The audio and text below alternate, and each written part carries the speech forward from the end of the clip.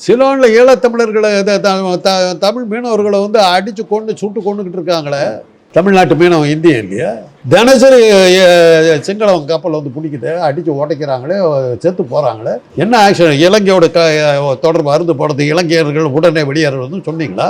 இந்த சுற்றுலா பயணிகள் 20 பேர் போனதுக்கு ஆயிரக்கணக்கான இலங்கை தமிழ் மீனவர்கள் இறந்து போனாங்களே, யார் பதில்? அது என்ன ஆக்சிடென்ட் சொல்லுங்க.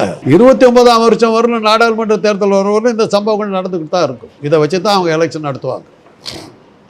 26 இப்போ பீகார் எலெக்ஷன் வந்துருச்சுமா. தமிழ்நாட்டில் அதான் திருப்பரங்குன்றம் ஃபெயிலியர் ஆகிடுச்சு.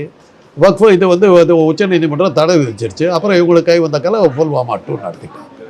அவ்வளோதான். பாபரி மஸ்ஜித் இடிக்கிறவரில் இந்தியாவில் வந்து இந்த பிரச்சனைகள்லாம் இருக்கலாமா?